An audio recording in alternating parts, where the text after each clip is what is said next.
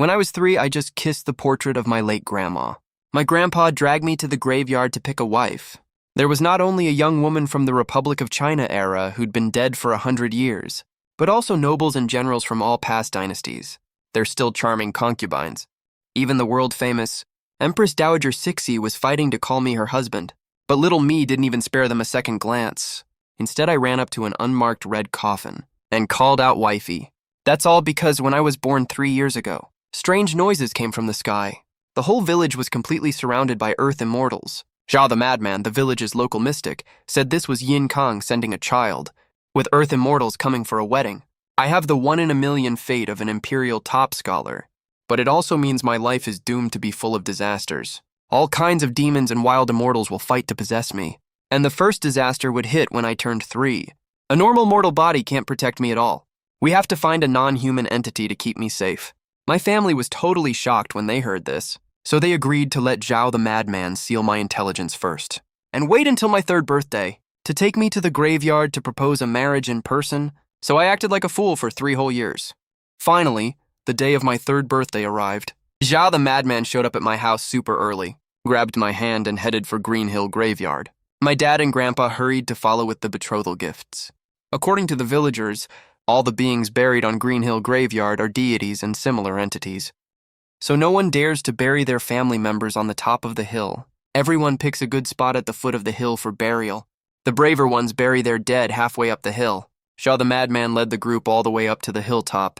My dad waved his hands nervously right then. Uncle Zhao, you're not planning to go to the top, are you? That's the territory of the deities. No one dares to go up there. Hearing that, Zhao the madman snapped angrily. We're here for a marriage alliance. Not to cause trouble. What the hell are you scared of? The group soon reached the top of the hill. They found it was totally different from the graveyard down the hill. All around were grave mounds piled up with stones. None of them had tombstones. Zhao the madman then looked at my dad and grandpa. From left to right, from top to bottom, kneel and kowtow to each one. Don't miss a single one. Then my grandpa walked up to a stone grave and put down the incense burner. Then took out 3 incense sticks and lit them. My dad carried me over to the side of the stone grave, kicked me right on the knee. I fell straight to my knees on the ground.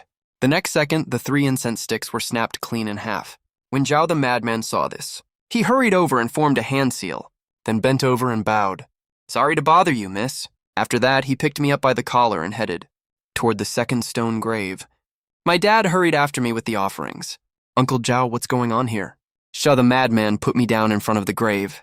The grave just now belongs to a general's daughter. She doesn't want your son to marry into her family. Keep kowtowing. Then my dad kicked me on the knee again. I thudded down on my knees again. Then everyone's eyes were fixed firmly on the 3 incense sticks. The smoke from the incense started swirling all over the place messily. Zhao the madman sighed when he saw this. Let's go, next one. The group walked to the 3rd stone grave. We went through the same routine again.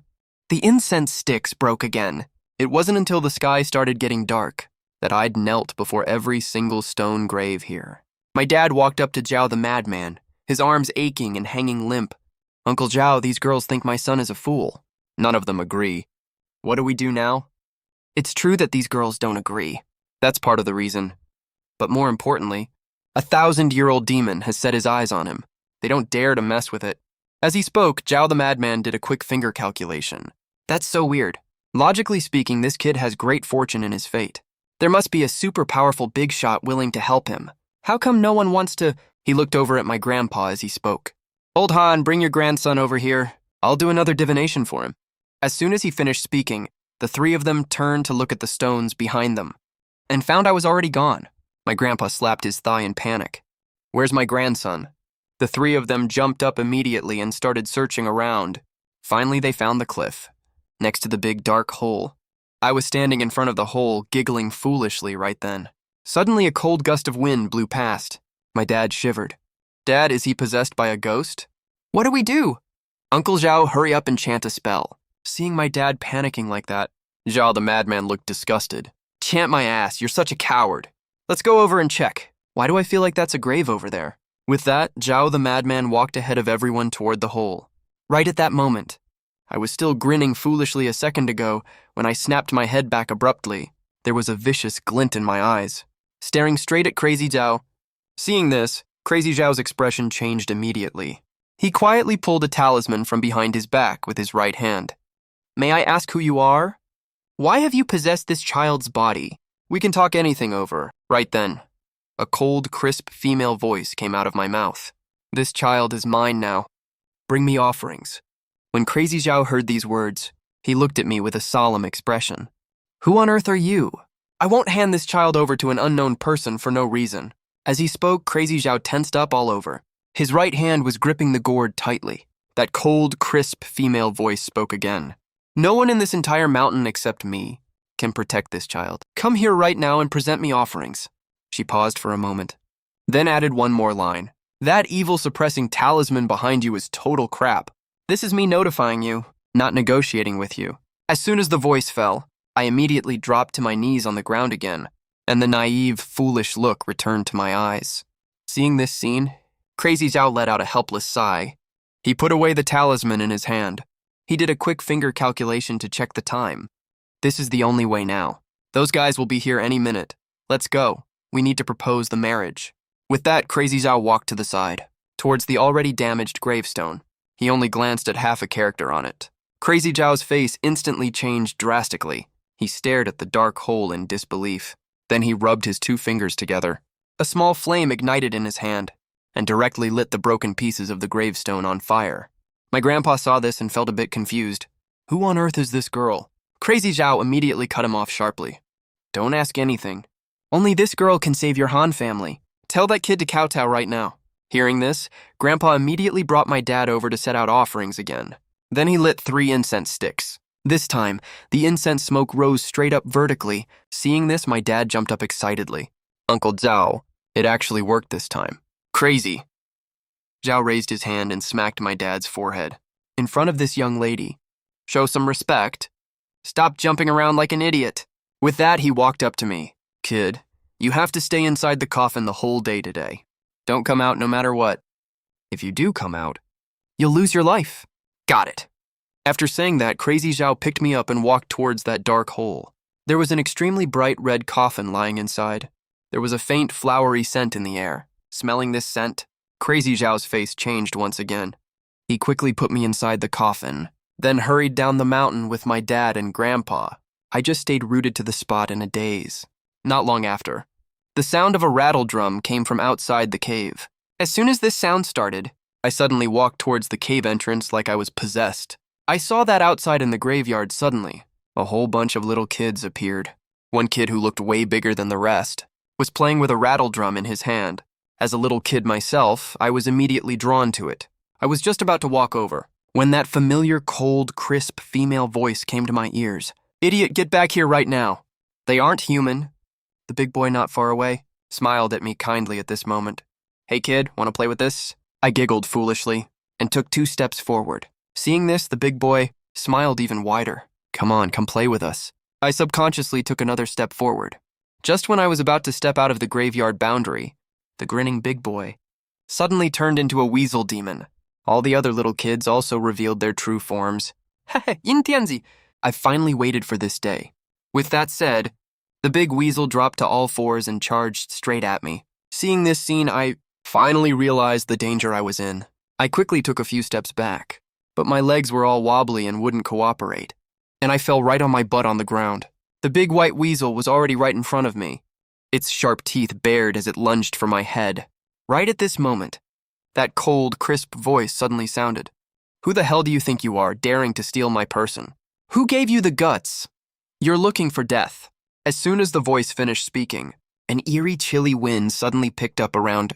The big weasel was immediately blown flying away. After it hit the ground, it let out a string of wronged squeals. It tucked its tail between its legs and ran for its life. All the other little weasels ran away along with it. Then that girl snapped at me angrily. Idiot, get your ass back here right now. I was stunned for a second when I heard that. Then I stumbled all the way back to the coffin. I don't know how much time passed. I started feeling a little sleepy, so I leaned against the corner of the coffin and fell asleep. Vaguely, I seemed to hear some sounds of fighting. When I opened my eyes again, I saw a blinding bright light coming from inside the coffin. The naive stupidity in my eyes disappeared instantly. At the same time, a woman's voice rang in my ears. Idiot, it's almost dawn. I've already unlocked your spiritual wisdom. Listen carefully to what I'm about to say. A lot of things came here tonight. I've already taken care of all of them, but I've used up too much of my power. I won't be able to use any powers for the next few years. There's a book under me. Take it home and read it. Don't show it to anyone.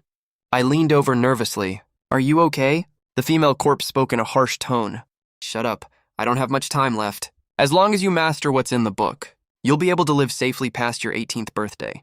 If there's anything you don't understand, ask that wandering Taoist from last night to help you.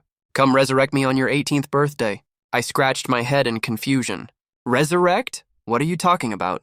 How do I resurrect you? But all I got in response was dead silence. Right at this moment, my grandpa's voice came from outside.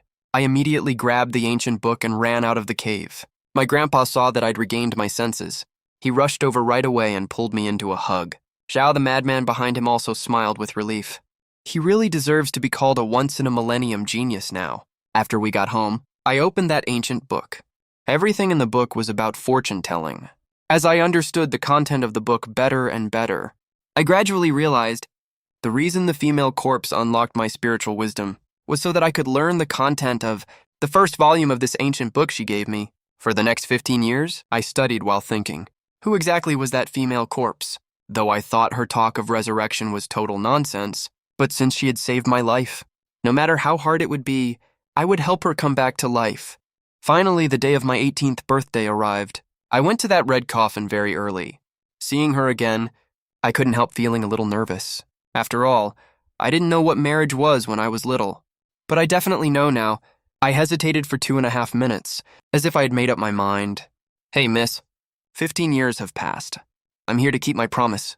Then the female corpse's voice rang in my ears again. I warded off the disaster for you 15 years ago, but you were still cursed by the weasels. There's a pill inside my coffin. Take it out and eat it. I nodded, and immediately reached my hand into the red coffin. But the first thing I touched was her small, delicate foot. I squeezed it subconsciously. An icy, cold voice rang out immediately. What the hell are you touching? That voice scared me so much I trembled. I could only smile awkwardly. Sorry, I'll look again. After saying that, I moved my hand upwards, and sure enough, I found the pill. So I pulled my hand out a little reluctantly. Then I held the pill up to my nose and sniffed it.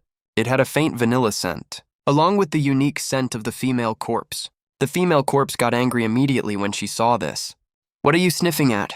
Are you a pervert or something? I looked totally confused. What's wrong with smelling the pill? As soon as I said that, I heard a sharp slap on my face. Then I felt a sharp pain. I covered my face, feeling really wronged. I'll eat it right now, okay? Why are you getting so mad? After saying that, I swallowed it helplessly. After I swallowed it, I suddenly felt my body become much clearer and lighter. Just then, the female corpse's voice rang out. It's time for you to keep your promise now. To resurrect me, you need to meet 3 conditions, and you have to finish all of them tonight. If you miss today, you'll have to wait another 15 years. I couldn't help feeling a little guilty when I heard that if I can't get it done today, I'll have to wait another 15 years. Then I'll be almost 40 years old. I didn't expect the conditions to resurrect her to be so harsh, so I started getting cold feet. Maybe you should find someone else. I don't know anything. What if I mess up your business? Then I'll be a total sinner, right? After hearing what I said, the female corpse responded in a cold tone. I've waited for you for a whole reincarnation. Another 15 years won't make a difference. Just do your best, that's enough. Though her tone was flat, I could still catch a hint of sadness in it. Suddenly I caught a keyword. I asked the female corpse, what do you mean by waiting for me for a reincarnation? The female corpse didn't answer my question. She just stated her first request directly. I need a coffin fungus. Chew it up and feed it to me. Once you get this done, I'll tell you what to do next. When I heard she wanted coffin fungus, I was completely dumbfounded. This stuff only grows on corpses of rich people from ancient times. Plus, it's an extremely cold object. It can't be exposed to direct sunlight. You have to keep it in your mouth the whole time. Obviously, I can't pull this off alone. Looks like I have to make a trip down the mountain. With that in mind, I hurried straight to the village to find my best buddy Erping. But when I entered the village, I sensed something was wrong. It was eerily quiet in the village. Even the usual kids laughing and playing sounds were gone. My heart sank. I rushed home to check what was going on. But Grandpa and Dad were nowhere to be found. I yelled a few times into the house. No one responded. It was already afternoon. I had to go check if Erpang was home first. I just got to Erpang's front door. when I heard his weird shouts from behind the gate. What demon dares to show up? How dare you cause trouble in front of the third dragon prince? Right after that came Erpang's terrified screams. Oh my god, why are you biting people? Help! This thing is biting the third prince. I knew something bad was happening. I kicked the gate open and rushed inside. I saw a weird creature that looked neither human nor dog, chasing Erpang all around the yard. This guy turned into a zombie. I immediately pulled a zombie-suppressing talisman out of my pocket and threw it with my hand. The next second, the talisman suddenly flashed with golden light, flying straight at the zombie's face. At the same time, just when Erpang thought he was gonna die, he found he was completely unharmed. Erpang turned his head to look and saw the zombie was frozen completely still. He let out a huge sigh of relief when he saw that. He turned to look at me. Tiangang, what is this? It's a reanimated corpse. We don't know what happened in the village yet. Forget about that for now. I need your help right now. Come up the mountain with me. After saying that, I grabbed his hand and hurried to the back mountain. We ran into a lot of zombies on the way. But for some reason, no matter where I went, any zombie that blocked our way would get killed by a big white rat. But I had no time to think about that right now. I immediately started counting on my fingers and chanting spells to look for clues of the coffin fungus. Soon I found that Granny Wanger's ancestral grave had exactly what I was looking for. My eyes lit up immediately. I hurried over with Erpang right away. I took out my treasure hunting ruler and tested each grave one by one. Finally, there was a reaction when I tested the grave of Granny Wanger's great-uncle. First, I lit candles all around the grave. Then I took out a shovel and handed it to Erpang. We'll take turns. One person digs, the other keeps watch. Yell immediately if you see anything strange. Got it. Erpang looked at me with a face full of disbelief. What did you say? Dig a grave. Chinga, are you okay? I couldn't tell him the truth. I had to make up an excuse to brush him off. I smirked a little when I thought of that. What's wrong with that? You're not scared, are you? When Erpang heard that, he got mad immediately. What the hell is that supposed to mean? Tianga, you don't actually think I'm a coward, do you? I nodded right away. What else would I think? Fine. I'll show you what real courage looks like. You keep watch, I'll dig first. With that, Erpang gripped the shovel tightly and shoved it hard into the dirt. I patted Erpang on the shoulder and walked to the outer side of the grave. I watched Qingqiu Mountain getting darker and darker around me. I suddenly felt like something was watching me. That scared the crap out of me. I immediately squeezed the evil-breaking talisman in my hand tightly. Right at that moment, Erpang behind me cried out in shock. What the hell is this? I turned around sharply to look. I looked behind and found nothing there except Erpang. So I put the evil-repelling talisman back into my pocket. Are you insane? You scared me so bad I almost used the talisman. I only have one evil-repelling talisman, you know. Erpang didn't pay any attention to me. Instead, he squatted down and picked up something. Tiangang, look! Is this thing gold? Hearing that, I got curious right away. I walked over to Erpang's side and saw he was holding a gold chain in his hand. Erpang looked at me excitedly. Tiangang, we're freaking rich! Who would have thought there's gold in this grave? There's definitely more down here. We'll split it all later. I nodded again and went back to my previous spot to keep watch. But out of the corner of my eye, I saw the candle in the southeast corner suddenly start flickering wildly. Seeing that, I immediately looked over at Erpang. Stop digging for a second. Why's the candle flickering all of a sudden? But Erpang didn't hear what I said at all and kept repeating the digging motion. All of a sudden, a cold, gloomy wind blew past. The originally dim yellow candlelight turned eerie green. I was absolutely horrified by the sight in front of me. That's ghost fire. Erpang, stop right now. Something's off here. But Erpang still didn't reply to me. My heart sank to my stomach. I rushed over and tugged at his clothes. The next second, Erpang whipped his head around to look at me. Erpang. I saw his originally simple and honest face had turned completely stiff. His eyes were glowing green, and he looked super ferocious. How dare you, little brats! You dare dig my grave, I'll kill you all. As soon as he finished speaking, Erpang grabbed the shovel and swung it straight at my head. Seeing that, I rolled backwards quickly and barely dodged the hit.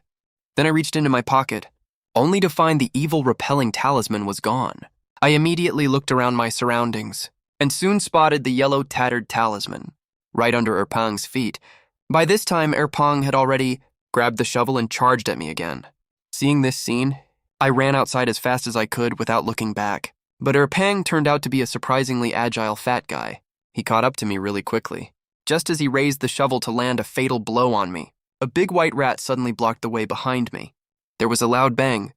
The shovel slammed hard onto the big white rat. It let out a miserable shriek. At the same time, I instinctively dodged around Erpang and ran straight towards the evil repelling talisman.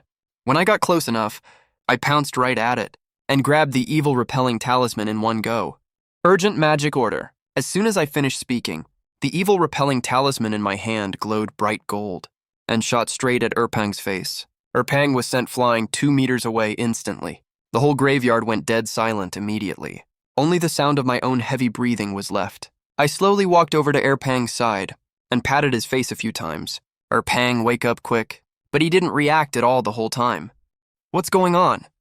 Didn't I drive that thing out of him? Just then, a shrill male voice came from behind me. He's badly weakened. If you want him to wake up right away, you need this kind of herb. That voice made me shiver from fear instantly.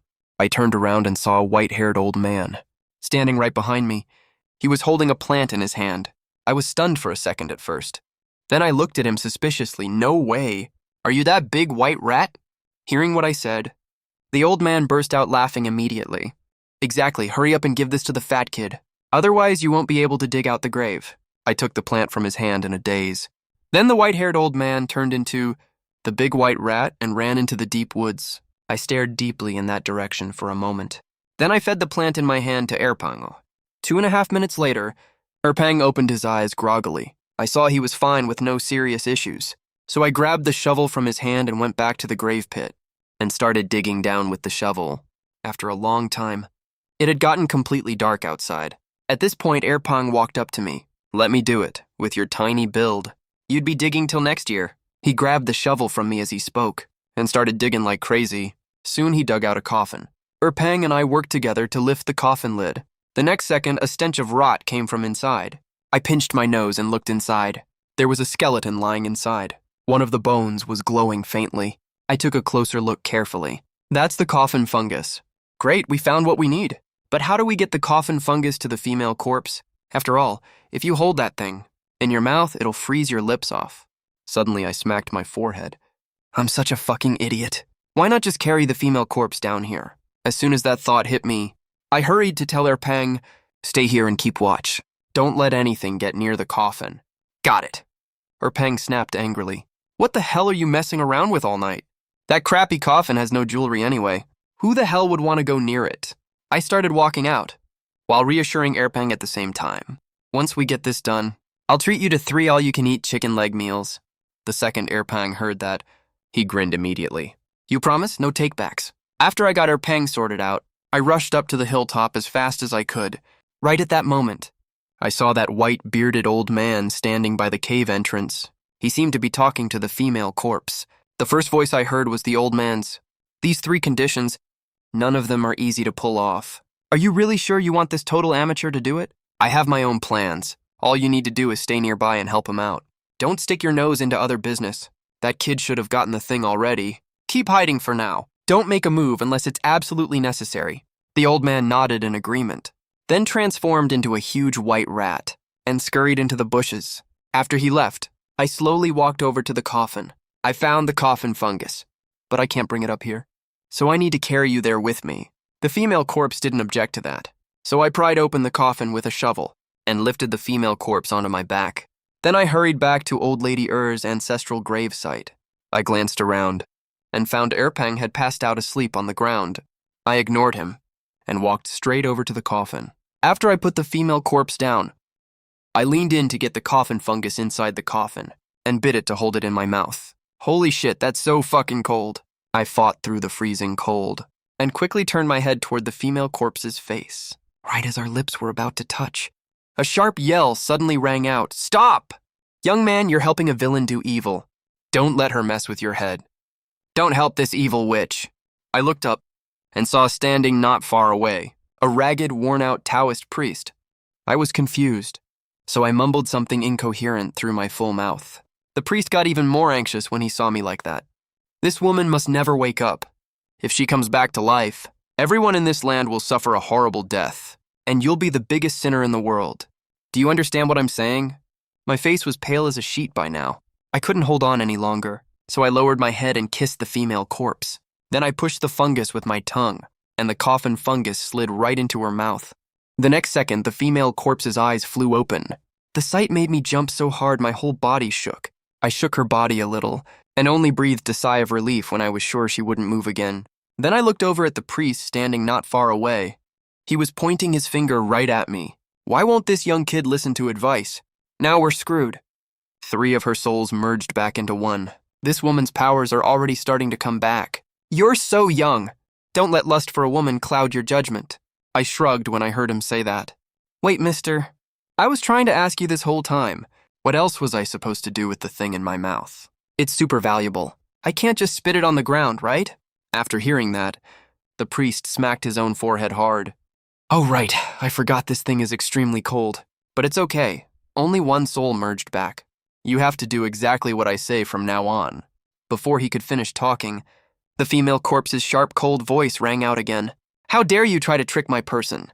As soon as she finished speaking, a strong, sharp, cold wind suddenly blew up and sent the priest flying dozens of feet away. The priest scrambled to his feet immediately and started shaking the brass bell in his hand right away. Then a flash of purple light went off, and a super strong, sweet smell filled the air around me. Right after that, the female corpse's pained voice sounded in my head. We have to leave here right now. I'm not strong enough to fight him right now. I hesitated after hearing what the female corpse said, so I turned to look at the priest. Why do you say she's a demoness? You gotta convince me, otherwise I won't let you hurt her. The Taoist priest slapped his thigh anxiously at the sight. Fine, I'll tell you. This woman once... He was only halfway through his sentence, when he frowned all of a sudden. Then he turned around and ran right off. I looked totally confused about what just happened. He didn't even finish his words. Aren't you supposed to vanquish demons and uphold justice? I was just wondering about that, when a burst of chatter came from below. The first voice I heard was a woman's senior brother. The second master told us to come here first and keep an eye on that demoness. How much longer till they arrive? Then a man's voice spoke up. Should be pretty soon. We'll stand guard here first, just in case something goes wrong. Right at this moment, the female corpse's voice suddenly rang in my ear. Carry me to your village's ancestral hall, quick. Hearing that, I picked up the female corpse and ran to Erpang's side. I smacked him twice on the face. Wake up, Erpang! Come with me to the ancestral hall right now. Erpang woke up all groggy. I didn't even wait to check if he heard me, and hurried toward the ancestral hall. I was only halfway there, when I spotted lots of people at the foot of the mountain, all dressed in white clothes, walking up the hill in a big crowd. I stopped in my tracks immediately when I saw this, and hid behind a large rock. The female corpse's voice rang out again. Cast a breath-holding spell on me quick. Hearing that, I looked down at the female corpse, and couldn't help thinking to myself, she's probably afraid her own scent is too strong, and will be detected by these people in white. So I quickly chanted the spell in my head. Then I formed a seal with 2 fingers and shot it at the female corpse. The next second, the female corpse's scent faded a whole lot immediately. By then, those people in white had come much closer. I could see their faces clearly now. The one leading the group was a white-haired old man.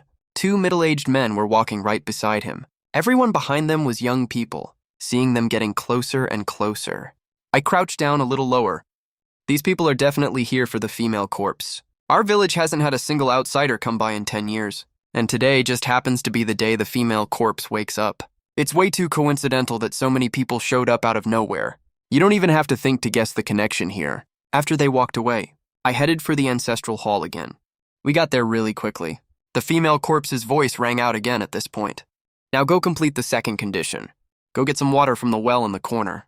I set the female corpse down on the ground, grabbed a dipper and went to the well to fetch water. When I came back, her voice came again. Go get the memorial tablet of your oldest ancestor here. I was stunned when I heard that the oldest ancestor, that would be like my great-great-great-grandfather's generation. The memorial tablets here are placed higher and higher up the shelves. The highest shelf is almost 4 meters off the ground. I need to find a ladder first. Thinking of that, I walked out of the ancestral hall. Suddenly, a deafening clap of thunder rang out outside, followed by bursts of flashing lightning. Looking at the weird vision in the sky, I was really confused. It was perfectly sunny all day today. How did it suddenly turn like this? I shook my head, turned and walked to the back corner of the ancestral hall. There was a red ladder right there. I walked over quickly, lifted the ladder and was just about to leave, when a weird noise came from the side. I looked in the direction of the sound. and saw that in the open space behind the ancestral hall, there was something crouching there. I walked over holding the ladder. Who's over there? It's gonna rain really soon. Why don't you go home? Right as I was speaking, that figure slowly turned its head around. After I saw that deathly pale face, I was terrified in my heart. Village chief, what's wrong with you? The village chief didn't reply to me. Instead, he got down on all fours and started crawling. Seeing this, I turned around and ran immediately. I had just reached the open space in front of the ancestral hall entrance. When I saw Erpang walking toward me, the village chief behind me also darted past me right at that moment and headed straight for Erpang. So without any hesitation, I took out a corpse-suppressing talisman and threw it at him. After the yellow talisman hit the village chief, he stopped moving right away. Erpang ran to my side in a hurry when he saw this. Tiangang, what's going on here? Why does the village chief look like that? I frowned tightly. Something's really off here. This isn't a normal corpse transformation. It looks like they're infected with corpse poison. If that's really the case, does that mean the whole village is doomed? Chubby was already panicking like crazy at this point. Oh my god, everyone in the village turned into zombies. What the hell do we do now? Tiangang, hurry up and think of something? I ignored him. Reviving the female corpse is the top priority right now. With her incredible powers, she must know what's going on. So I grabbed a ladder and walked into the ancestral hall. Chubby, come in with me. Do me a favor first. After the two of us entered the ancestral hall, I told Chubby to hold the ladder for me. I climbed up and took the highest memorial tablet down. Right at that moment, another loud clap of thunder came from outside, followed right after by the sound of pouring rain. The thunder made me jump. After I calmed myself down, I leaped down, landing right next to the female corpse. What do we do next? Hurry up a little. I feel like lots of villagers got infected with corpse poison. I'm scared my family will get hurt too. Do you even know what happened in the village? The female corpse's voice rang out. Chop this memorial tablet into pieces. Soak it in spring water for 3 minutes. Then feed it to me. I frowned hard when I heard that. I have to chop our ancestors' memorial tablet. That's so disrespectful. What the hell are you trying to do? As soon as I finished speaking, the tablet in my hand was knocked away by some unknown force. It split into 3 pieces the second it hit the ground. I could only sigh helplessly. My deepest apologies, ancestors. Then I found an axe and started chopping the tablet. Chubby finally figured out what was going on at this point. Everything I was doing was ordered by the female corpse. He stared silently at the female corpse. Bro, Tian, this chick is so pretty. Is she the wife you got engaged to when you were 3? I nodded. I poured the chopped wood chips into a wooden ladle. 3 minutes later, I held the ladle and helped the female corpse sit up. After I took a sip of the water, I pressed my lips to hers to feed her. Right at that moment, footsteps sounded from outside. I immediately looked up towards the door. The female corpse stopped me right away. Ignore them, keep feeding me. So I kissed her again. After doing this several times, an old voice came from the doorway. Miss Bing, I know you're in there, but you need to understand, what you're doing goes completely against the will of heaven. Why don't we talk this out? That voice sounded really familiar to me. It sounded like the old man in white I met when I went down the mountain. But I didn't stop. I kept feeding her the spring water. When they saw we weren't responding, the ancestral hall door was kicked open very soon. When the people outside saw what was happening inside, all of them frowned tightly. Why are you still kissing her? Do you know you're helping a villain do evil? How can you kiss a female corpse? That's totally against moral principles. One of them immediately tried to come forward to stop me, but Chubby kicked him right back. What do you think you're doing? Trying to steal my brother's wife, huh? A middle-aged man outside was stamping his feet anxiously. You guys are being totally ridiculous. Do you even know what her identity is? Then he turned to look at the old man behind him. Elder Chi, what do we do now? Elder Chi stepped inside and looked at me when he heard that. Just as I expected, they're completing the second step. Using Changbai Mountain Frost Spring as the medicine primer, and the oldest memorial tablet of my clan to offset my aura. The only thing left now is pure yang blood. As soon as they heard this, the crowd broke into loud chatter. This is such a big trouble. If this demoness wakes up, none of us can do anything to stop her. What are you panicking for? Pure young blood isn't that easy to find, right? We're all right here, aren't we? Listening to the people outside discussing, I fell into thought. It looks like they all know how to revive the female corpse. I had no idea what pure yang blood meant, but I knew my birth date was all yang. Does this female corpse want to suck my blood or something? The female corpse's voice interrupted my thoughts at this point. Enough. Go out and get rid of them. I froze when I heard that. Me? Go get rid of them. How am I supposed to get rid of that many people? The female corpse's lips moved at this point. You wanted to know what happened to the village, right? They know. I was immediately shocked when I saw that the female corpse could now open her eyes and talk now. 3 of her 7 orifices were already open. But this wasn't the time to care about her changes, since the female corpse told me to go out. That meant it wasn't time for the 3rd requirement yet. Maybe I should go out and ask about what's going on in the village. I just hope my grandpa and dad are both completely safe and sound. With that thought, I walked out of the ancestral hall. The area outside was packed with a huge crowd of people. They were split into 2 groups. One group was Wudong Taoist priests in white robes, and the other was Maoshan Taoist priests in yellow robes. Looking at the scene in front of me, I cleared my throat. If you're here for the female corpse inside, you'd better just turn around and leave. She did me a huge favor, so of course I have to keep her safe. Hearing what I said, Elder Qi made a Taoist gesture towards me. Young friend, my name is Qi Jixian. I'm an elder of Wudong. I'm acting on official orders this time. I came here to slay demons and eliminate evil. Before I could reply, I heard Uncle Wang, Erpang's dad, calling for me. Tiangang, run! I pushed my way through the crowd and saw a mountain of corpses piled outside the ancestral hall. Every single one of the dead was a villager from our village. I looked in the direction of the voice and saw Uncle Wang was still urgently urging me. Brother Xuan, take Erpang and run right now. I collapsed in front of Uncle Wang like I'd lost my soul. Uncle Wang, what's wrong? Where's my dad? Where's my grandpa? Seeing how agitated I was, Elder Qi immediately stepped forward and helped me up. Calm down, young friend. All these villagers have been infected with goo poison. Then corpse poison invaded their hearts. They're neither fully human nor fully corpse now. You'll get infected if you rush over like that. Hearing those words, I froze for a second, then glared at the group of Taoists with fury in my eyes. Who did this? Who the hell is responsible for all this? Why would you do this to our village? Hearing my question, Elder Qi sighed helplessly. We're still investigating the exact cause, but right now we don't have time to worry about these villagers' lives. When the greater good is at stake, we have to choose what's more important. We have to get our priorities straight. After hearing that, I stared daggers at Elder Qi, veins popping out on my forehead. I don't buy your so-called greater good. As far as I'm concerned, everyone in this village is my whole world. You're ignoring all these people's lives, just for one woman. All you do is spout nonsense about kindness and morality, but you're actually ruthless hypocrites who hurt people without a second thought. Get the hell out of my village, all of you. After hearing what I said, Taoist Master Lotus from Maoshan hurriedly reminded Elder Qi, Old Qi, we can't waste any more time. I've seen this kid before. He has a pure yang fate. That means the demoness has already gathered all 3 of her souls. She's probably going to wake up any second now. As soon as he said that, Elder Qi's expression changed immediately. Young friend, I'm asking you one last time. Before he could finish his sentence, I cut him off straight away. These people are the only family I have left. If you want to go in, you'll have to step over my dead body first. As soon as I finished speaking, the thunder in the sky grew louder. The rain suddenly started pouring much harder. In the eyes of the Taoist priests, my figure gradually started to look blurry. At the same time, Elder Qi's gaze hardened. Since that's the case, don't blame this poor Taoist for being rude. The next second, Elder Qi attacked suddenly. Then I felt a sharp pain spreading across my chest. Right after that, Elder Qi lifted me up with both hands and threw me towards the entrance of the ancestral hall. I hit the ground hard and spat out a mouthful of bright red blood. I gritted my teeth through the pain and lifted my head to look. I saw Elder Qi draw his long sword.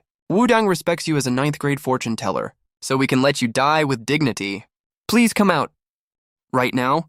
Then the 2 groups shouted in unison. Slay the demoness, bring peace to all. As their shouts got louder and louder, there was finally movement from inside.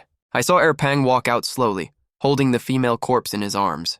He immediately noticed me lying on the ground and ran over to me quickly. He put the female corpse down gently. Brother Tian, why are you spitting blood? Did they hit you? But the pain was so bad, I couldn't say a single word. Seeing me like this, Erpang's eyes turned red instantly. It's okay, Brother Tian. I'll go get revenge for you. With that, he swung his fist and charged into the crowd. But the next second, he was kicked dozens of meters away. He fell to the ground and stopped moving. Then all the Taoist priests rushed towards the female corpse quickly. Right at that moment, the female corpse suddenly sat up. First, she took a few sharp sucks right at my mouth. The moment my blood entered her mouth, the female corpse vanished right in front of me. All of a sudden, I only heard bursts of crashing sounds. Then came a wave of miserable screams. In just a matter of seconds, the yellow and white figures in front of me had mostly disappeared. Only 7 or 8 Taoist priests were left standing in place. A look of panic had already started to appear on their faces. Elder Chi took out 7 formation flags. "Miss Yin, you really think I can't deal with you?" With that, he flung out the formation flags, while forming hand seals at the same time. 7 stars ascend the peak to suppress the void. Form the demon sealing array to stabilize the world. As soon as he finished speaking, the dark clouds in the sky gradually lit up with 7 twinkling stars, shaped like a ladle. But something really weird was happening inside my body right then. The wound on my chest didn't hurt that much anymore, and my breathing was way smoother too. But the next second I felt like my whole body was about to burn up. I ripped all my clothes off immediately. "Old Key, stop fucking chanting and cut it out right now." But Elder Key didn't stop moving his hands at all. "Young man, stop being so stubborn. If we hadn't set up the array before you arrived, you would have made a huge mistake today." I was totally stunned when I heard that. "Then go after her." "Why the hell am I the one burning up?" Right as I finished talking, a 7-star array suddenly appeared under my feet. Then 7 beams of light shot down from the sky. Elder Chi on the other side froze immediately when he saw this. How is that possible? Why did the 7-star artifact enter that kid's body? With that, he did a quick divination with his fingers, and the expression on his face turned to shock in an instant. What the fuck? This kid actually has the pure Yang fate with 7 stars under his feet. Who would have thought? Miss Yin already calculated we would use this array. Right after he said that, he put away the array immediately and ran out of the Ancestral Hall with the remaining Taoist priests. But right then, I grabbed Elder Chi's arm. Then an extremely hoarse voice came out of my mouth. "Hold it! Who said you lot can leave?" After that, I picked up Elder Chi and threw him behind me. I only heard a loud thud, and Elder Chi immediately spat out a mouthful of blood. "Miss Lin, are you sure you want to do this?" This will offend both Wudang and Maoshan sect at the same time. Think this through carefully. The female corpse was silent for a moment, and finally she stood in front of Elder Chi to block me. "Let them go." After hearing those words, I fell straight to the ground and lost consciousness completely. Half dazed, I only felt like I was in a sea of flames. A man who looked exactly like me was standing opposite me. He was staring at me with a creepy, mischievous smile. I don't know how long I was asleep, until Erpang's voice entered my head. That's when I slowly woke up. "Sis-in-law Tiangang has been unconscious for 7 days already. When's he gonna wake up? Should we take him to the hospital in the county? What if something goes wrong?" Right after he finished talking, he saw that I had opened my eyes. "Tiangang, you're awake." "Oh man, you scared the hell out of me," he said as he helped me sit up. "Erpang, where's my grandpa? What about my dad and the others?" When he heard what I said, Erpang hung his head. "After you passed out, Sis-in-law was taking care of you the whole time, so I went out to look for the villagers. But everyone in the village was gone." When he got to this part, Erpang's tears fell straight onto the edge of my bed. "But don't lose hope, okay? Sis-in-law said none of the bodies I burned were your family members. They're just missing, not dead. But my dad is definitely gone." I was full of confusion when I heard that. What the hell is going on? Did my family already know about this beforehand? And ran off without telling me. No way, that's impossible. I shook my head, trying my best to calm down. Right at that moment, I heard the sound of someone hopping outside the door. I looked at Erpang. "What's up? Are there still zombies hopping around the village?" Erpang wiped his tears and helped me get out of bed. "That's just sis-in-law walking around. Heads up first, okay? Don't get all freaked out when you see her." After hearing what he said, I was totally confused. Why would I get excited seeing her walk? So I pushed open the room door with a curious look on my face. Our yard was still full of chicken feathers just like before. The only difference was there was a stunningly gorgeous, cold-looking woman hopping around in the yard right now. I was completely dumbfounded by the sight in front of me. I couldn't hold back the grin on my face for the life of me. It was harder than taming an AK's recoil. The female corpse seemed to notice my gaze. Then she turned her head to look at me. The moment our eyes met, I winked at her. "Miss, where exactly did my family go? Those Taoist priests said you're a 9th-grade fortune teller. You must be able to figure out where they are, right? Aren't you a fortune teller yourself? Calculate it yourself." "How am I supposed to do that looking like this?" As she spoke, she lifted her stiff arm again. Seeing this, I finally couldn't hold it in anymore. "Haha, sorry about that. I didn't do it on purpose. What's wrong with you anyway? Why are you still like this after waking up?" As soon as I said that, I felt a sharp pain in my butt. Holy shit! A gentleman uses words, not fists. I covered my butt and ran straight to Grandpa's room. I took 3 copper coins and a bagua diagram from under the bed. After putting these things on the ground, I called Erpang over. Shake the coins 3 times. Then stand where I am right now. Erpang had no idea what I meant, but he still obediently stood in my spot and started shaking the coins. As the sound of 3 copper coins hitting the ground rang out, I frowned tightly. Arzu, that's super unlucky, shake again. Then another crisp sound rang out. Holy shit, it's even worse. I don't buy it, shake again. Erpang nodded immediately. Then he shook them 1 more time. This time it's different. 1 chan, 2 kun. Great fortune. Deathgate means a happy funeral. What does that mean? Could it be that Grandpa passed away peacefully? No, that's not right. It means I need to go to the southern city to find my family. Thinking of this, I immediately went to find the female corpse. What did you calculate? As she spoke, she picked up a bamboo stick from the ground. I swallowed hard. The first single qian means great misfortune. 1 qian and 2 kun lie in the south. My family probably went to the city. The hexagram shows there's a turn for the better in the south. After saying that, my heart was filled with nervousness. It's my first time doing a hexagram reading. I'm kind of nervous, looking at the female corpse's posture. She was clearly here to check my homework. Thinking of this, I closed my eyes, ready to take her punishment. But after a few seconds, there was still no movement at all.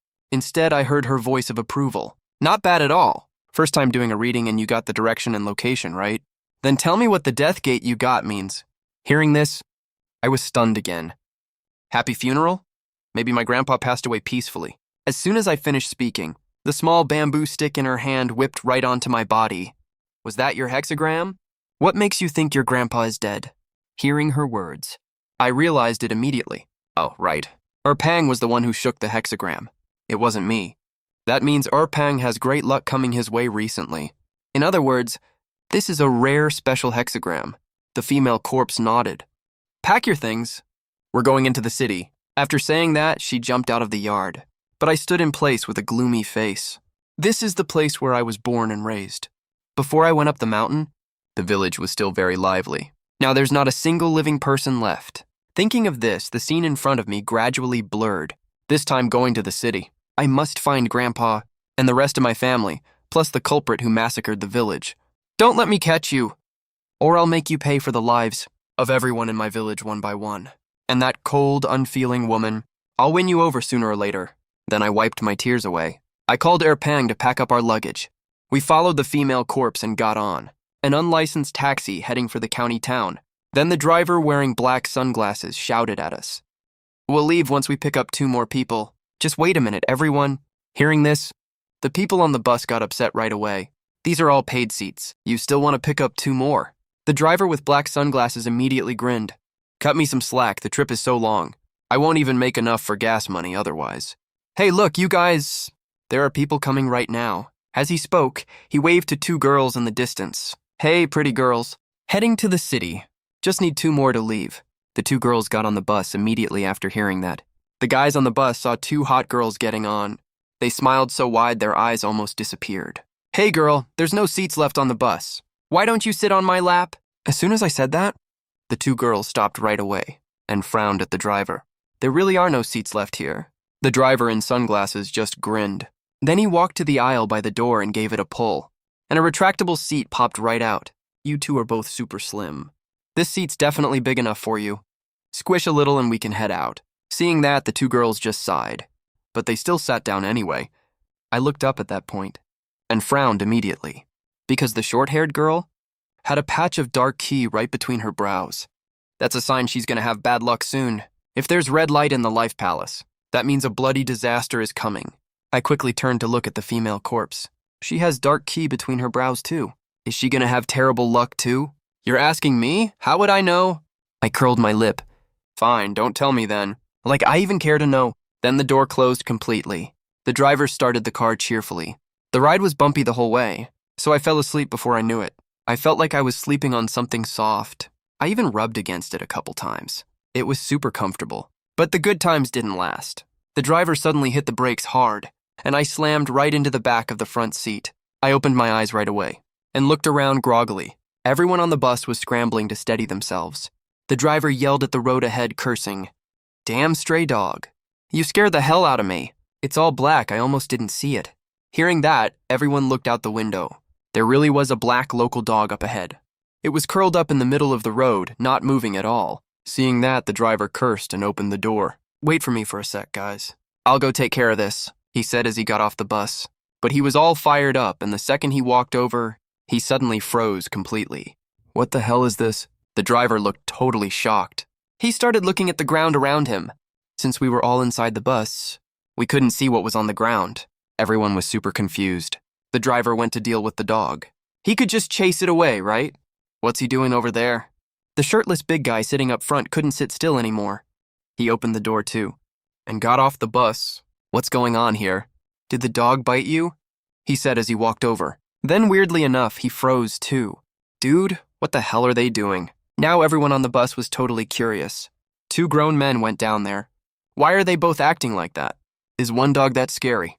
The two girls got off the bus curiously too. Erpang turned to look at me. Even Tiangang already got off. "Let's go check it out too." I looked over at the female corpse. Her eyes were closed tight. Sitting up perfectly straight, she was probably already asleep. So I nodded at Erpang, and we slowly got off the bus together. That's when I heard the murmuring from over there. Who the hell did this? What a perv. How cruel do you have to be to do something like this? Listening to their chatter, I walked over curiously. Everyone was crowded around the spot up ahead. But I noticed that on both sides of the road, there seemed to be a few little red dots. I walked up closer. What I saw made my blood run cold. That black dog on the ground was just an empty pelt. One of its eye sockets was hollow, and the other eye was fake. There was nothing left but its fur. I immediately looked to the side and saw two basins next to the empty dog pelt. The basin on the left had a pile of small white bones inside. The basin on the right was filled with fresh red flesh and blood. Seeing this scene, I frowned tightly. I've read about this in books before. It was in the earlier chapters. I learned this stuff when I was around 12. I couldn't remember it for a second. Just as I was frowning trying to remember, a cold, calm voice came from behind me, facing south, back to north. "Living soul on the road." As soon as that was said, my eyes lit up immediately. Living soul on the road. Dead soul on the path. Commonly known as Yin-Yang Road. Holy shit, this is black magic. I cried out in shock, scaring all the people nearby quite a bit. All looked at me in unison. "Hey kid, why are you yelling?" "It's the middle of the night right now. This dog is already creepy enough to look at. Why the hell are you screaming like that?" Just then, the driver with sunglasses walked over. "Buddy, you just said this is black magic." I nodded. This black magic is super popular in Southeast Asia. It's used to open a path to the underworld. They want us to drive straight to hell. When everyone heard that, they all looked totally disbelieving. They started whispering among themselves. "This kid actually knows his stuff, huh? He can even tell that—" I ignored them and stepped a little closer to the driver. "Hey driver, bro! Take off your sunglasses." Hearing that, the driver froze. He took a step back instinctively. "Wait, buddy. If you say it's black magic, fine. Why do I need to take my glasses off? I need them for work. The sun is too bright. What if something goes wrong? All of us on the bus will get hurt, right?" I stood there staring at him intently. It's 9:15 at night right now. As soon as I said that, the other passengers all looked at the driver too. The driver saw everyone staring at him. Chubbier lost his patience then, stepped forward and snatched the glasses off. "Just take them off already. People would think you're blind otherwise." But the next second, everyone went silent, because the driver only had one eye. The spot where the other eye should be was completely sunken in. The pupil of his good eye was bluish, and really small, way smaller than a normal person's by twice at least. Everyone looked at his strange appearance, all too scared to say a word. The driver didn't get angry though. He lowered his head to avoid everyone's gaze. "I was born with an abnormal pupil. The other eye never grew at all. I see better when it gets darker at night. During the day, the sun makes my eye feel uncomfortable. So don't you worry. Even with sunglasses, I see better than you guys without them." After hearing that, Chubby handed him the glasses awkwardly. Bro, I didn't know that. I thought you wore sunglasses just to look cool. I'm sorry." The driver took the glasses and put them back on. "It's fine, I've lived with this for years. I'm used to people staring by now, buddy. I see you know about this kind of stuff. Why did you ask me to take my sunglasses off for the black magic thing?" He looked at me after he finished talking. Everyone else calmed down too. I sighed when I saw that. Looks like it's real. If the driver had bad eyesight just now, he definitely wouldn't have seen it. Plus, there were barely any cars around. We were going really fast, even if we stopped after crashing. It would have been too late. Keep going, and we'd definitely end up on the road to the underworld. Everyone went quiet, just staring at me. After I finished talking, right in front of everyone, I gouged out the dog's eye. Then I split the plastic eyeball in half. A slightly yellowish object was revealed inside. It looked like a copper coin. It clicked for me right away. I looked up at the confused driver. Have you gotten a similar copper coin in the last 2 days? As soon as I said that, the driver suddenly smacked his forehead. Buddy, I know what you're talking about now. When I was eating lunch today, a Taoist priest sat down across from me. He just kept staring at my eye the whole time. It was inconvenient to wear glasses while eating, so I took them off. 3 or 4 minutes later, the priest stood up and left. He paused for a second, but he left a copper coin on the table. It looked like it was worth a lot. No one was around, so I took it. As he said that, the driver took the copper coin out of his coat pocket. Everyone leaned over to look. This copper coin was exactly the same as the one in my hand. I frowned and thought for a second. This driver has a bright life palace. That means he's an honest, open person. There's no way he would have offended anyone. Plus, the other person was a Taoist priest, so there's another possibility. So I looked at the driver again. Bro, what was the priest wearing? The driver fully believed I knew what I was doing now. He answered every question I asked. He was wearing a tattered Taoist robe. Looked like he was in his 40s or 50s. I snapped my head up when I heard that. Tattered. There's definitely something fishy going on here. Remember when I was feeding the coffin fungus to the female corpse? That Taoist priest who popped up out of nowhere. His robe was all tattered too. Looks like he's coming for me and the female corpse. Then everyone started chewing out the driver. How dare you take money from a stranger like that? That's a Taoist priest, man. He could straight up kill you, and you wouldn't even see it coming. The driver was totally spooked now. Forget it. I'm not doing this trip anymore. Let's just head back. Right at that moment, I cut off their chatter. Don't worry. I know how to break this formation. Just do as I say, okay? Everyone went quiet when they heard that. Then I walked up to the spot where the black dog was placed at the front of the road. I squatted down. I picked up a little dust from the ground next to it, held it up to my nose and sniffed. Yep, it's cinnabar. This Taoist's methods are totally not orthodox Taoist techniques at all. Calling it dark magic is one thing, but it's actually closer to witchcraft. It's super common in Miao territory in Southeast Asia. I rushed over to Erpang right away. Erpang, go look on both sides of the road. There must be 4 sandalwood sticks on each side. Snap the sticks in half at the middle, but don't let them fall over. After hearing my order, Erpang did as I said immediately. At the same time, I asked the other men on the bus, which of you smokes? As soon as I said that, the driver stepped forward right away. I've got cheap cigarettes, you want one? 2 Kwai Hongmei brand. I shook my head. I don't smoke. You start smoking now. About 5 cigarettes.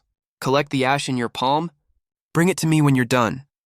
The driver had no clue what I wanted it for, but he still took out his cigarettes right away, squatted to the side and started smoking. Meanwhile, I crumpled the empty dog pelt into a ball, then lit it with a lighter. Right away, a super nasty burnt smell filled the air. I immediately moved the sealed opening aside. Then I grabbed the bones and flesh from the wash basin with my bare hands, throwing them to both sides as I went, and mumbling under my breath. Dust to dust, ash to ash. Shudziku, tiandizu, leishihu. No more suffering in the underworld. By the time I finished speaking, I'd thrown all of it away. Right then, Erpang's voice called out from the west side. Tiangang, come quick. Something's wrong over here. I immediately followed the sound to find Erpang. Erpang looked absolutely terrified. I'll show you something. But don't scream, okay? Don't yell out loud either. As he said that, Erpang pulled me next to him, pointing at the ground with his finger. When I saw what was there, my mind went completely blank for a second. There was a woman's dead body lying right on the ground. She looked really young. I looked more carefully and realized this woman was the same long-haired girl that was on the bus with us. I forced myself to calm down and started thinking it through. There's definitely a connection here. Then I suddenly remembered when the short-haired girl got on the bus, her life palace was pitch black. She was bound to have terrible luck. I didn't know why back then, but now it looks like it's definitely related to this classmate of hers. I was still thinking when Erpang suddenly grabbed me hard. Tiangong, there's another one over there. Right over that way. I found this schoolgirl while I was waiting for you. Could the short-haired girl be too... I was even more confused now. I walked towards the direction Erpang was pointing. This female corpse was lying face down on the ground. So if I wanted to see her face, I had to flip her over. But right then I smelled a foul stench. The first corpse didn't have this smell. Did they die at different times? Either way, let's check if it's the short-haired girl first. I grabbed her arm and flipped her over hard. The corpse's face was now visible. When I saw her face, I frowned hard. The person this corpse belonged to was actually the daughter of old Mrs. Er's family. Wasn't she supposed to die in the village? I remember Erpang told me before. He was supposed to get engaged to this girl. She goes to school in the city. Don't tell me this girl was on her way back to the village when she got murdered. Then her soul returned to the village. But now I'm 100% sure of one thing. That raggedy Taoist priest is definitely up to no good. 'Cause he's involved in all the weird stuff in the village, and he's also the one who cast black magic on the road now. There's no way this Taoist isn't mixed up in all of this. I clenched my fists tightly. You old bastard, don't let me find out you're responsible for the death of our entire village, or I'll kill you with my own hands for sure. Just then, Chubby's voice came over. Tiange, are you okay? Why are you staring for so long? Chubby started walking over as he spoke. I quickly flipped the body back over when I saw that. Then I took Chubby back to the road. Everyone looked at me the second we got back. Little Master, what's going on down there? Yeah, we're all super scared right now. Can we leave here or what? This place is way too creepy. That chubby kid just said something's wrong, right? They were all looking at me with begging eyes. But I noticed that next to the short-haired girl, the other girl lifted her head slightly and looked at me. She had really big eyes, but the color of her pupils was super weird. Just from that one glance, I felt the hair on the back of my neck stand up. The driver immediately noticed where I was looking. Little Master. What's wrong with that girl? Everyone else turned to look too. That girl quickly lowered her head and went back to her original state. I glanced at the female corpse in the car. She lifted her eyes to look at me and nodded slightly. Then I immediately turned to the driver with a smile. Nothing's wrong, my buddy here is just a total coward. He saw a night rat digging a hole just now. Oh right, driver, where's your cigarette ash? The driver quickly took out his cigarette pack. I nodded. Everyone get in the car now. Driver, just drive forward normally. While we're driving, no one is allowed to say a single word. We can't let the other side sense living human presence. Got it. Everyone nodded repeatedly. I was worried something would go wrong, so I repeated the instructions twice more. Only after everyone fully understood. Did I let them get in the car? Then I asked another question. No one here was born in the year of the rooster, right? Everyone shook their heads one after another. I nodded. I was just about to leave, when the female corpse spoke in a flat voice. If you don't tell the truth, get the hell out of here. As soon as she said that, I frowned immediately. This is a matter of life and death. Who the hell is hiding something? When they saw I was angry, they all looked at each other in confusion. Finally, the short-haired girl raised her hand timidly. Handsome, I was born in the year of the rooster. Please don't leave me behind. I have a really important interview tomorrow. I'm begging you, please. I rubbed my forehead helplessly. Who said I was going to leave you behind? The reason I asked who's a rooster is because rooster crows at dawn will draw attention from the yin road. Once the evil array is broken, if we want to get back to the normal road, we must keep living bodies away from yang energy. Only then can we open the gate of life. After hearing that, the tension on her face faded away. Then I gave her a few more instructions. When the car starts later, close your eyes and don't peek. Without my order, don't you open your eyes? And don't say anything either, or you'll be responsible for whatever happens. The short-haired girl nodded like crazy. Got it, little master. I'll definitely follow your orders. You can start now. Then I walked back to the roadside again. Holding the cigarette pack, I aimed at the road section previously covered with cinnabar, and slowly poured ash to form the character for life. I stared at the intersection ahead, and formed a Taoist hand seal. A flash of white light zipped past. The ash life character in front shook slightly. I turned around and walked back to the car. Everyone looked super nervous. They didn't even dare to breathe too loud. Some even covered their own mouths. I closed the car door properly, and didn't say a word. The driver started the car as agreed. As the car started moving, I didn't dare let my guard down either. I just hoped everyone in the car would follow the agreement and not make any noise, or the consequences would be unthinkable. We'd step onto the yin road again. Once we get on the yin road, then everything we encounter along the way, probably none of them are human. The car was quieter than ever before. Finally, the car was about to drive past the rope ahead, but outside the window, a human head slowly slid down from the car roof, and this window was right where the short-haired girl sat. I jumped in fright too. I took a closer look. It belonged to the long-haired girl. To make us make a sound, something would definitely mess with us. The reason it took the form of the long-haired girl is that it would scare the short-haired girl the most. As long as the short-haired girl saw it, she would definitely scream out loud. That would disturb the yin road, and all our efforts would go to waste. But luckily I told her to keep her eyes closed earlier. Just as I was patting myself on the back for my smart arrangement, I saw the short-haired girl's body trembling slightly. I immediately knew something was wrong. This girl must have snuck a peek, if she so much as screamed. The rooster would crow and dawn would break. I saw her trembling harder and harder, like she could scream any second. I reached over and grabbed her shoulder and pulled her towards me. She landed right on my lap all of a sudden, which scared her even more. She opened her mouth right away to scream. I grabbed the uneaten steamed bun from Airpang's hand and stuffed it straight into her mouth. Then I used my hand right away to press the bun and her jaw shut, completely muffling the scream that was about to burst out. Luckily, no big disaster happened. Everyone else noticed me and the short-haired girl by now, but they all behaved well. They just stared at me with wide eyes, and the girl I was holding down on my lap. None of them said a word. Finally, the car smoothly drove past the Sheng character and kept going. Normally, that would be enough, but I was worried it hadn't been long enough. To be on the safe side, I still didn't tell them they could relax. I waited a full 3 minutes. By then, the car was already far away from the formation site. Only then did I let go of the girl on my lap. She sat up immediately and dug the steamed bun out of her mouth with her hand. Seeing that, everyone started gasping for air. The driver looked over at me. Little master, can we just drive normally now? I let out a long sigh too. Everything's back to normal now. Just drive to the city like usual. The driver's voice got louder when he heard that. That's great. Everyone sit tight. I'll speed up a little. Let's try to get to the city earlier. As the car started bumping again, I fell asleep too. When I opened my eyes again, I was back in that sea of flames. Why am I here again? What is this place exactly? Why are there flames here? Is this even the human world? Then I heard the driver's excited shout, which pulled me out of my dream again. All right, everyone. We're here. I snapped my eyes open and realized I was covered in sweat. The clothes on my back were completely soaked. I wiped the sweat off my forehead and looked around the car. Everyone else was completely relieved too, looking at the much busier streets outside. They all got excited. Great. We're really okay. We made it. Looking at everyone looking like they just got a new lease on life. The driver looked really happy too. This is all thanks to you, little brother. We never would have made it to the city safely otherwise. When he said that, everyone kept thanking me nonstop. You're really something. Little master, you're really skilled. Having you here today was such a lucky thing. Seeing them being so grateful, I blushed and felt guilty instead. It should be bad luck, actually.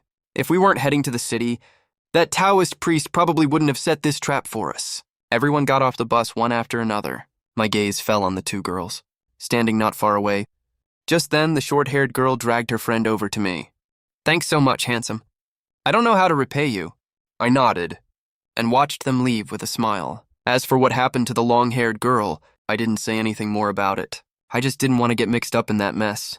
What each person is meant to go through can't be changed by human intervention. If I said anything to warn them, I would be the one to bear the consequences later. After they were completely out of sight, I bought a red cloth from the supermarket and gave it to the driver. When you head back, put this under your bottom when you drive. Just drive back like that. Once you get home, light this red cloth right now. Then just go about your shift as usual. The driver froze right away. We're not done here yet. He was visibly nervous as he said that. I comforted him immediately. Just do as I say. Nothing will go wrong. After we finished all this, I carried the female corpse and walked away. After all, the corpse hops when she walks. That's way too noticeable. I carried her for a little while. Erpang scratched his head and looked at me. I got a question. My dad and I came into town earlier today. We need to stay at a hotel first right now. Do you guys have ID cards? Before I could say anything, the female corpse shook her head. We're not staying at a hotel. Just keep walking ahead. I was a bit confused, but I had to carry her and walk on with my head down. After walking for a whole hour, finally, we stopped at a street entrance. The female corpse asked to be put down. This street is different from the ones outside. It's narrow and barely has anyone inside. The ground was intentionally paved. With uneven stone bricks, I stared at the street in front of me. A chill ran down my spine. Why does it look so spooky? People would think it's a street for the dead, but it was Erpang who answered me. 'Cause this is the city's funeral street. I turned around to look when I heard that there was a long white cloth next to Erpang with some scrawly characters written on it. Longcheng Funeral Street. I felt super awkward when I saw that. The corpse hopped into the spooky street right then. Peng smiled. Brother Tien, your girl hopping like this on Funeral Street could actually scare people to death. I ignored him and followed the corpse into the funeral street. As we walked along, the corpse lifted her stiff arm and pointed at a building next to us. We're staying here. I looked in the direction she was pointing. It looked like a regular shop front. It had the same antique look as the other stores. I frowned slightly and looked inside. There seemed to be a few lit machines inside. They were square-shaped, about as tall as a person, with all kinds of flashy stuff on them. What kind of high-tech stuff is this? I walked inside curiously as I said that. Right after I stepped over the threshold, a damp, moldy smell hit me. Clearly no one had been here for ages. Machines were placed on both sides of the room. There was a light sign next to them. 24-hour self-service. I cursed out loud immediately and ran out, my face bright red. Peng saw me run out like that and looked super confused. Brother Tien, what's wrong in there? You just went in for a second. Why's your face as red as a monkey's butt? He was about to go in and check as he said that. I grabbed Peng immediately. The stuff inside isn't suitable for a minor like you. Peng got annoyed right away. What are you talking about? You're my little brother. You're already an adult. I'm 3 years older than you.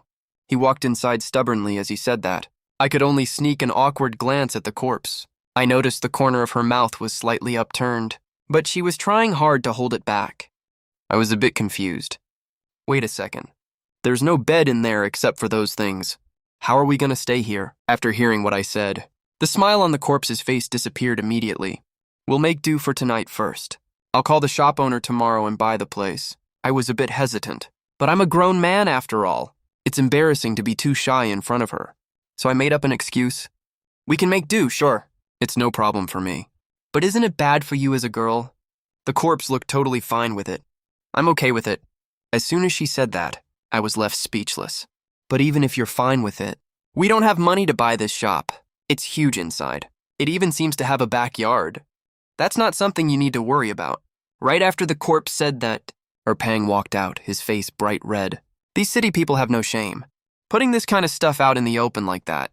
The corpse didn't care at all. She hopped into the shop with a jump. I talked myself into it right after, and walked in as naturally as I could. After we got inside, I didn't even glance at all that other stuff. I just stared straight at the female corpse. She was already sitting in a spot against the wall. Her eyes were tightly shut, seeing a grown woman like her staying so composed.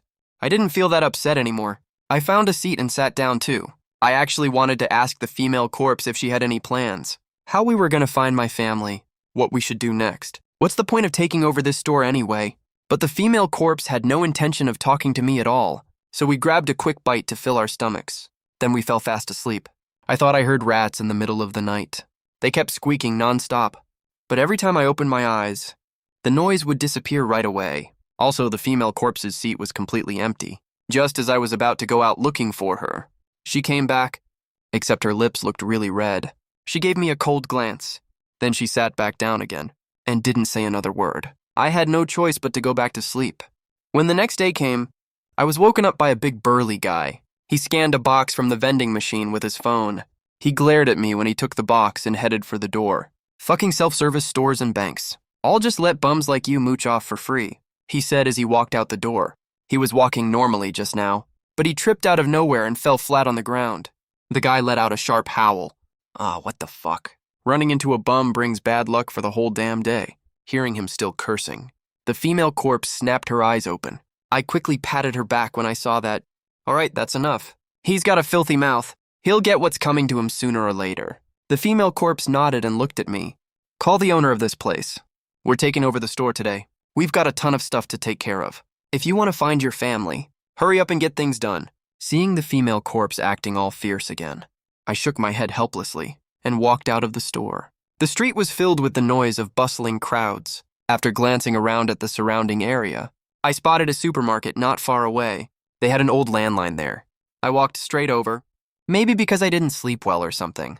After a few steps, I bumped right into a woman coming the other way. Then I heard a surprised exclamation. Ouch, watch where you're going. I looked up and saw a woman in her 30s. She looked really annoyed, but I froze on the spot. There's that dark aura again. That's twice already since we got into the city. The woman saw me staring blankly at her face and pushed me away immediately. What are you looking at? Then she turned around and jogged off.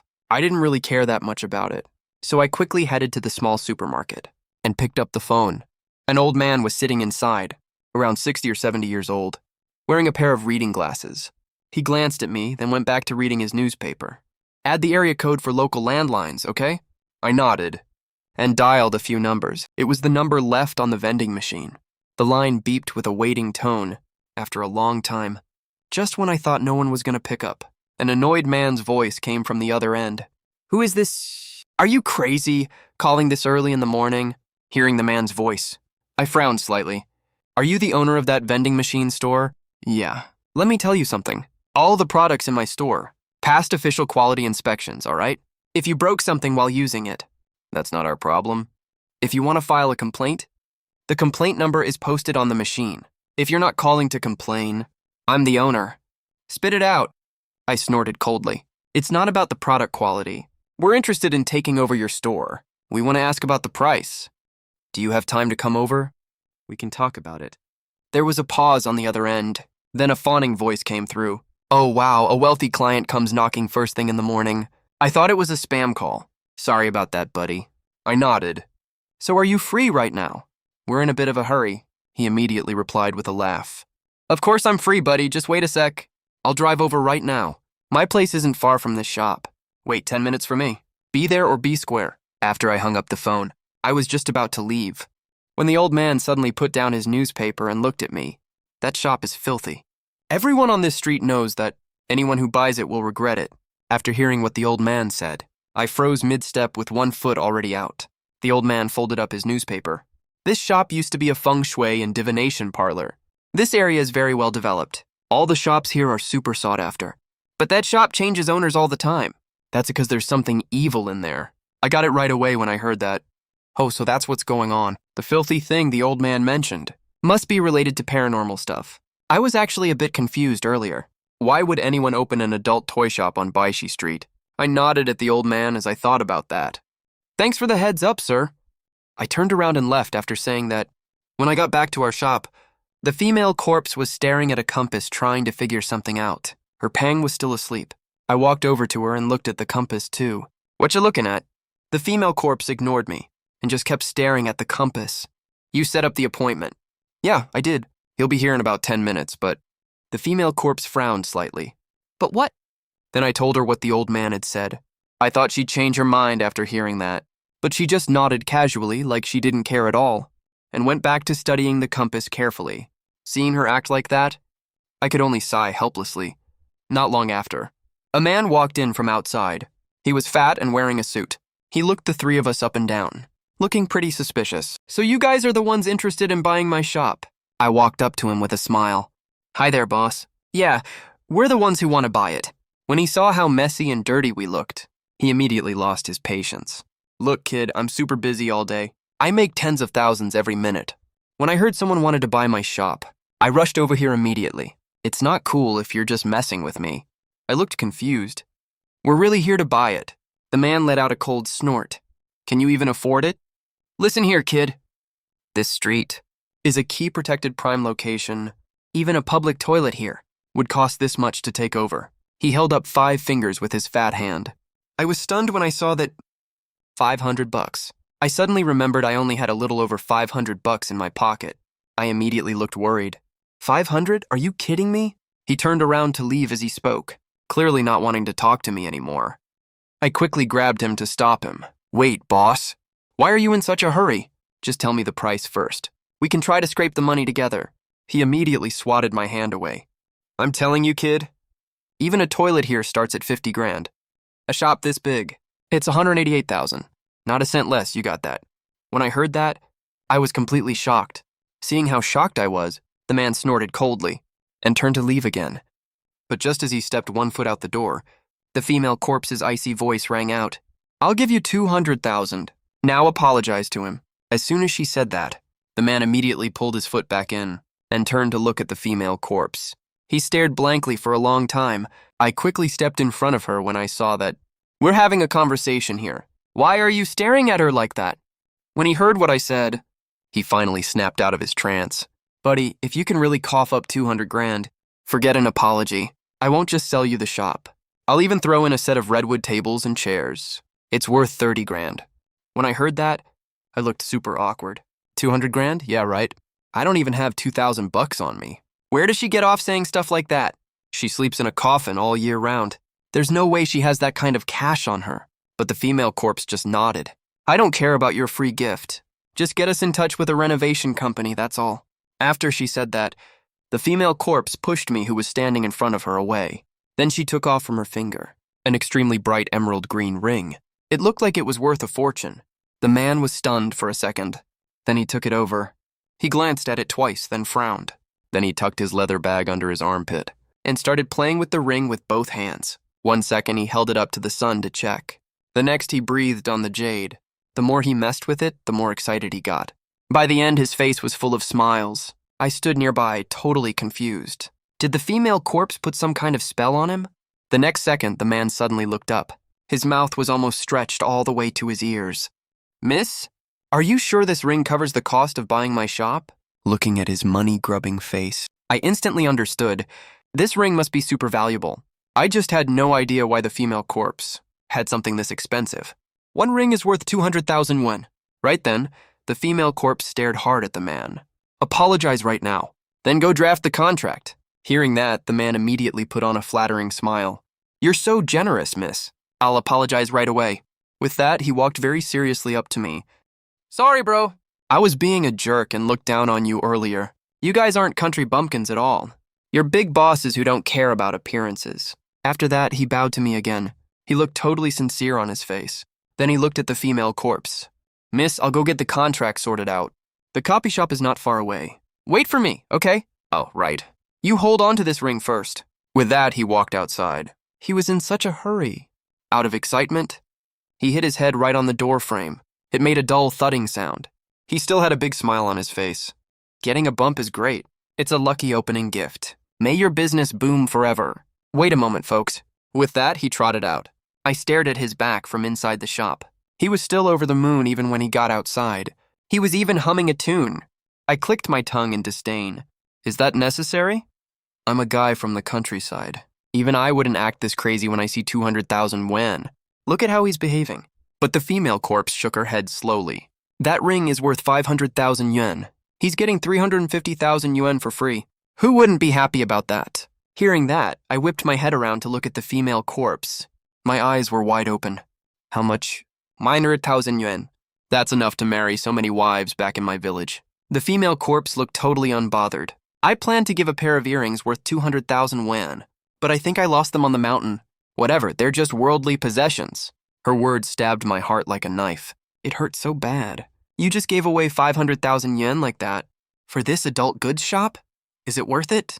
But I didn't dare to say that to her. I could only mumble under my breath. Wasteful woman. Right after I said that, I flipped in place and slammed right onto the floor. I let out a dull groan. I pointed at her, just about to speak. She looked at me with her eyes wide open, waiting for what I was going to say, full of coldness. I could only force the swear words back down my throat. I got up dejectedly and walked over to Erpang. Bro, my life is so miserable. But Erpang didn't say a word the whole time.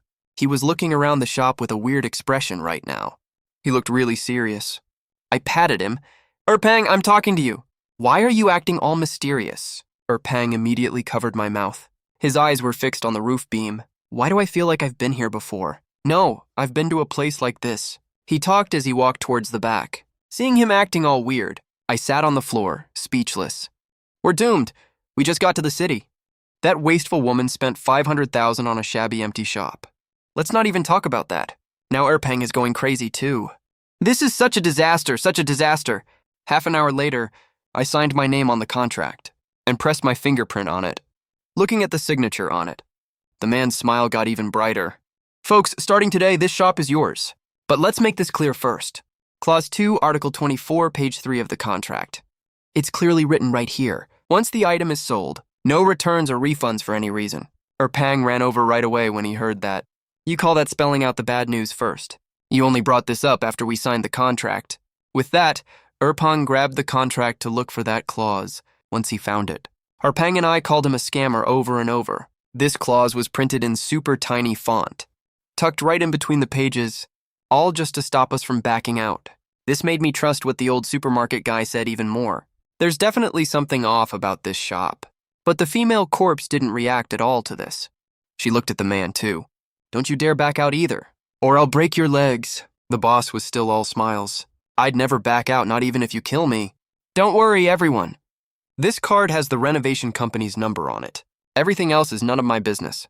I've got other stuff to take care of. We'll run into each other again eventually. But we better not cross paths again after this. He said that line with a hidden meaning. Then he hummed a tune and walked out. I was already mentally prepared to get yelled at. But the driver didn't scold me at all. He just looked at me weirdly. It's not Qingming Festival yet, right? And you don't have Jaws paper either. Oh, I get it. You work there, don't you? I had no idea how to respond. I just nodded absent-mindedly to play along. The driver immediately lit up with a smile. Oh, why didn't you say so earlier? Get in. Geez, I thought you were up to something, acting all weird and spooky. Seeing that he was willing to take me there, I broke into a smile right away. I got in the car and put on my seatbelt. Then the car started moving, as we chatted along the way. I finally figured out why he asked me that earlier. Turns out 444 Huangquan Road is the city's funeral home. If any other road had this name, it would definitely be super unlucky. But for a funeral home to have this name, it's actually pretty fitting. After around half an hour of driving, we stopped in front of a courtyard gate. There was a stone tablet next to it, and it really did say 444 Huangquan Road on it. The driver unlocked the car doors. Hey, buddy, we're here. That'll be 42 yuan total. Scan the code or pay cash. Then he pulled out a green QR code.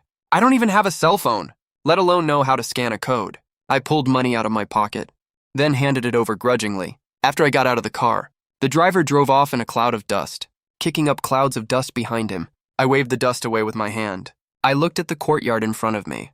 There was no guard at the gate, just a round archway. I took a quick look and walked right in. The walls inside looked really old. There were also a lot of cracks on them. There was a sign up ahead. It said claim office and registration office, but there wasn't a single person in sight. I followed the signs to a few rooms. They were all empty, so I had to yell out to the empty space. Is anyone here?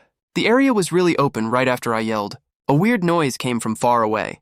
I stopped walking immediately and listened carefully, then slowly walked towards where the sound was coming from. It seemed like the noise noticed something. It actually slowed down. I walked past the courtyard aisle up front and kept going further in. The noise was coming from the room directly opposite me. When I got closer, the noise suddenly stopped. Everything went quiet again. I froze for a second and looked around. Then I saw another sign, temporary morgue. I immediately started thinking hard. That noise just now came from the morgue. Did a corpse come back to life? Or did some animal wander in? I was lost in my random thoughts. When that weird noise came from inside again, it had a steady rhythm to it. I slowly walked inside.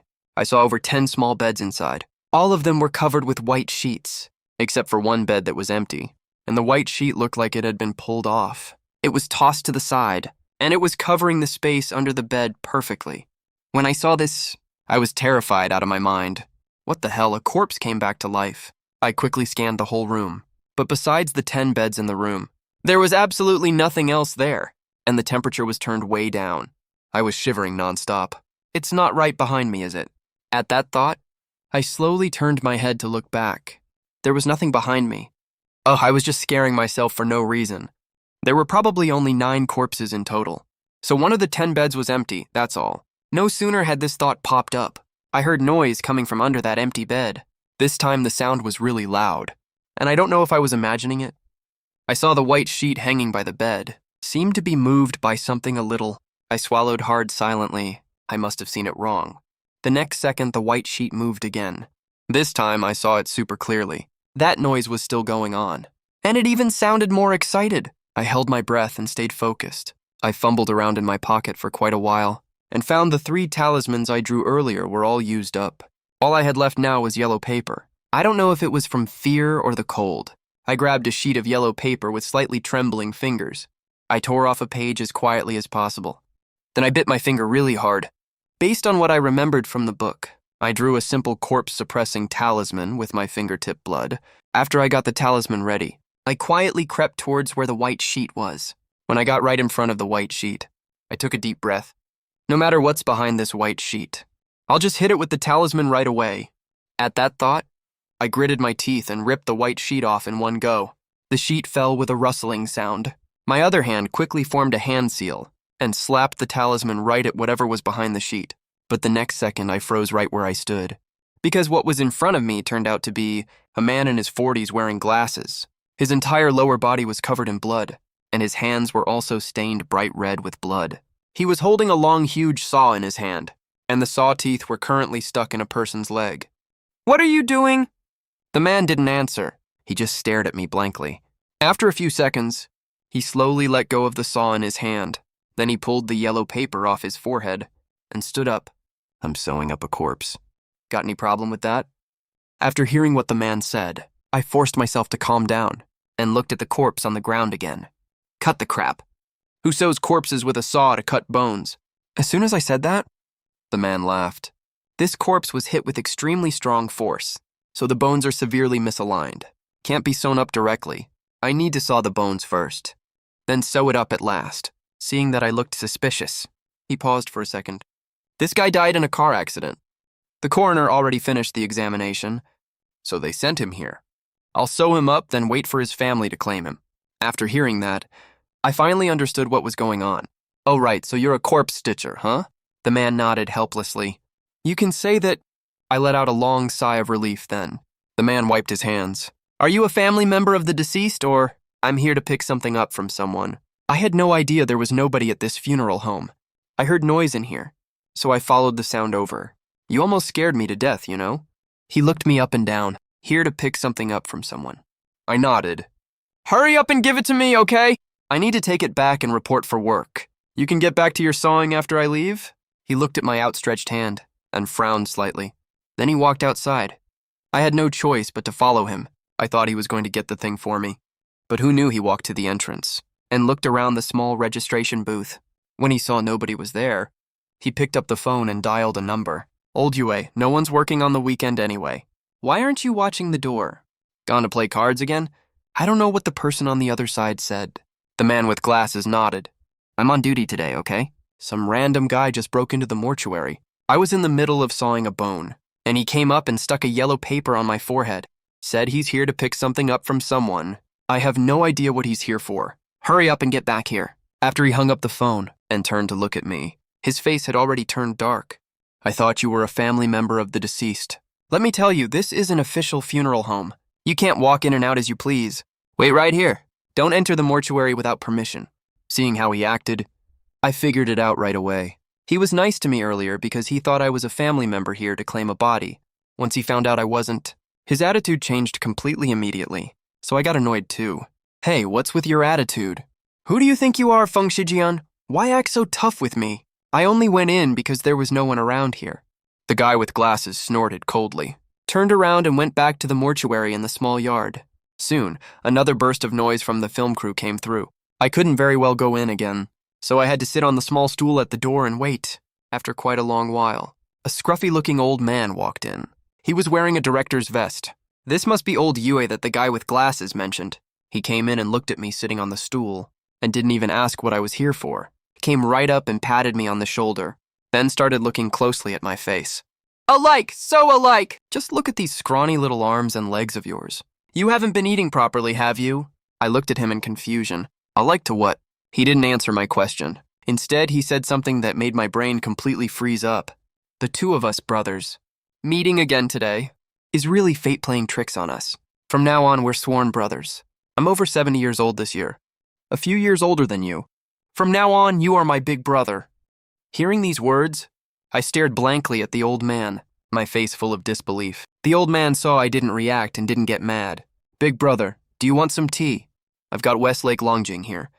Let you have a taste. After he said that, he scurried off to the inner room to make me tea. I still couldn't get used to that title. What on earth does this old man mean? I just turned 18 years old, and a 70-something old guy is calling me big brother. Before long, the old man ran over holding a cup of tea. Big brother, you sit tight first. I'll go get something for you. Take it easy, okay? With that, he already walked into the mortuary in the backyard. Only about 10 minutes later, the old man came out holding a cloth bag. He handed the thing to me. Buddy, this thing is fragile. Don't drop it, hold it tight. I took it and was about to open it. The old man immediately reached out to stop me. Absolutely not. It'll stop working if you open it. Just hand it to him, that's all. I nodded. I had no idea what that female corpse was up to. Also, why would she know someone in the city? Who's an old man working at a funeral home? This female corpse is way too mysterious. I should try to get some info out of her when I have the chance.